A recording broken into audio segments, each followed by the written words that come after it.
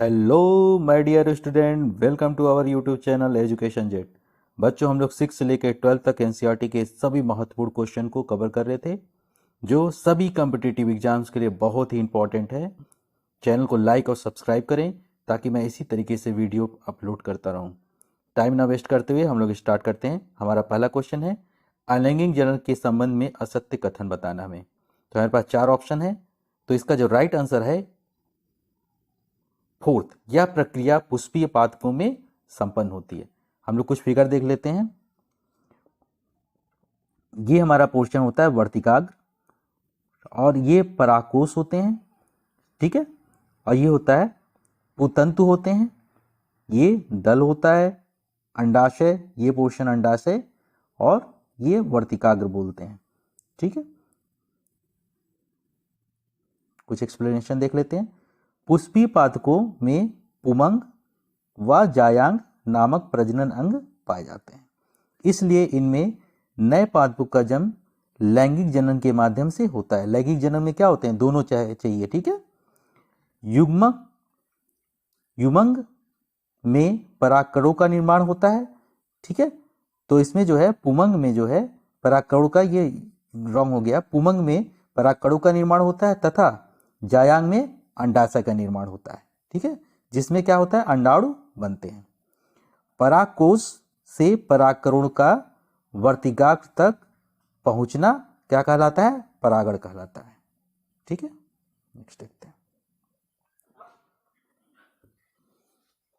स्वपरागण की प्रक्रिया किन पुष्पों में पाई जाती है। हमारे पास 4 ऑप्शन है, तो इसका जो राइट आंसर है एक लिंगी व द्विलिंगी दोनों पुष्प में। जब किसी पुष्प के परागकण उसी पुष्प के अथवा उसी पादप के किसी अन्य पुष्प के वर्तिकाग्र पर पहुंचते हैं तो यह प्रक्रिया क्या कहलाती है, स्वपरागण कहलाती है। यह प्रक्रिया एक लिंगी व द्विलिंगी दोनों प्रकार के पुष्पों में पाई जाती है। नेक्स्ट क्वेश्चन देखते हैं। एक पुष्प के परागकणों के उसी जात के उसी अन्य पादप के पुष्प के वर्तिकाग्र पर पहुंचने की क्रिया कहलाती है। हमारे पास 4 ऑप्शन है, जो इसका राइट आंसर होगा वो होगा पर परागण। जब एक पुष्प के परागकण उसी जात के किसी अन्य पादप के पुष्प के वर्तिकाग्र पर पहुंचते हैं तो यह क्रिया कहलाता है परागण कहलाती है। पर परागण के लिए किसी न किसी माध्यम की आवश्यकता होती है, जैसे वायु, कीट, पक्षी, इस तरह के, ठीक।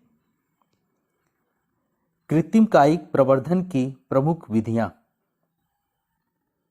4 ऑप्शन है, कटान, प्रतिकरण, कलम, उपयुक्त सभी। राइट आंसर इसका होगा। कायिक प्रवर्धन पादपों में अलैंगिक जनन की एक विधि है जिसके अंतर्गत किसी प्रजनन अंग की सहायता के बिना पादप के कायिक अंग जैसे तना, जड़, पत्ती आदि क्या होते हैं, नए पादप उत्पन्न हो जाते हैं।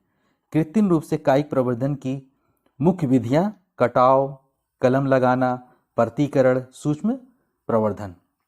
तो किस में पाए जाते हैं आप देख लें, ठीक है। आलू में होता है, अदरक में होता है, तो ये सब होते हैं इसमें। नेक्स्ट देखते हैं।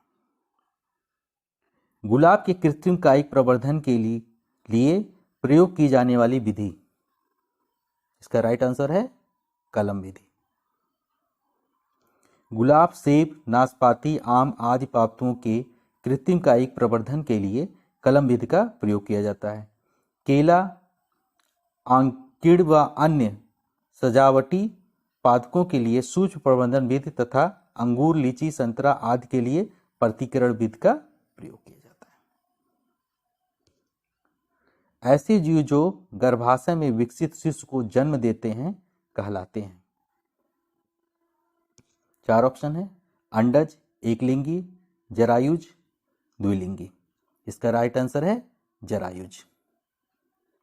ऐसे जीव जो गर्भाशय में विकसित शिशु को जन्म देते हैं जरायुज कहलाते हैं। जैसे मानव जीवों में अंडे का निषेचन मादा की फैलिपियन ट्यूब में होता है तथा भ्रूण का विकास गर्भाशय में होता है, ठीक है। ये बहुत इंपॉर्टेंट है। इसके विपरीत अंडे देने वाले जीव अंडज व अंड प्रसूल कहलाते हैं। नेक्स्ट, वह अवस्था जब स्त्री अथवा पुरुष प्रजनन हेतु परिपक्व हो जाते हैं। वयस्का, रजोनिवृत्ति, यौनारंभ, प्रौढ़ता। राइट आंसर इसका है यौनारंभ। आयु की वह अवस्था जब पुरुष स्त्री लैंगिक रूप से प्रजनन योग्य हो जाते हैं तो यौनारंभ कहलाती है। पुरुषों में 13 से 16 की आयु, जबकि स्त्रियों में 10 से 13 की आयु में यौनारंभ होता है। मनुष्य के नर जनन तंत्र में कौन सा अंग शामिल नहीं है? इसका राइट आंसर जो होगा अंडाशय। बाकी जो है शुक्राणु, अधिवृक्क और वृषण, ये सब क्या होते हैं? सब शामिल होते हैं। ये वृषण होता है, मूत्रमार्ग और शुक्रवाहक होते हैं, सब शामिल होते हैं। मूत्राशय, ठीक है। बस ये किस में होता है? ये महिलाओं में होता है। नेक्स्ट, मनुष्य के नर जनन तंत्र में एक जोड़ी वृषण, अधिवृक्क, ठीक है, शुक्राशय, शुक्रवाहिनियां, ठीक है, मूत्रमार्ग, शिश्न, प्रोटेस्ट ग्रंथि आदि शामिल होते हैं। अंडाशय मादा जनन तंत्र का भाग है जहां अंडाणु का निर्माण होता है तथा एस्ट्रोजन और प्रोजेस्टेरॉन नामक हार्मोन का स्राव होता है। नेक्स्ट क्वेश्चन, निषेचन की क्रिया किस अंग में संपन्न होती है? हमारे इसका राइट आंसर जो है अंडवाहिनी। 4 ऑप्शन कौन कौन से दिए हुए हैं? गर्भाशय, ठीक है, गर्भाशय 2 बार हो गया था, योनि मार्ग और अंडवाहिनी। तो इसका राइट आंसर जो है अंडवाहिनी। फिगर आप लोग देख लें, अंडवाहिनी, अंडाशय, गर्भाशय, योनि। मानव शरीर में निषेचन की क्रिया अंडवाहिनी में संपन्न होती है। इस वाहिनी में शुक्राणु, नर युग्मक, अंडाणु, मादा युग्मक के निषेचन युग्मनज का निर्माण होता है। दोनों के युग्मक मिलकर युग्मनज का निर्माण करते हैं। निषेचन की क्रिया में नर युग्मक का केवल केंद्रक, जबकि संपूर्ण मादा युग्मक भाग लेता है। नेक्स्ट, मादा जनन पथ में पहुंचने के पश्चात मानव शुक्राणु अपनी निषेचन क्षमता सुरक्षित रखते हैं। 4 ऑप्शन हमारे पास है, 20 मिनट के लिए, 2 घंटे के लिए, 1 से 2 दिनों के लिए, 2 मिनट के लिए। राइट आंसर इसका 1 से 2 दिनों के लिए। मानव शुक्राणुओं को मादा जनन पथ अंडवाहिनी में पहुंचने में लगभग 30 मिनट लगते हैं, परंतु यह उसी समय अंडाणु का निषेचन नहीं करता है, बल्कि कितना 48 से 72 घंटे तक इसकी निषेचन क्षमता सुरक्षित रहती है।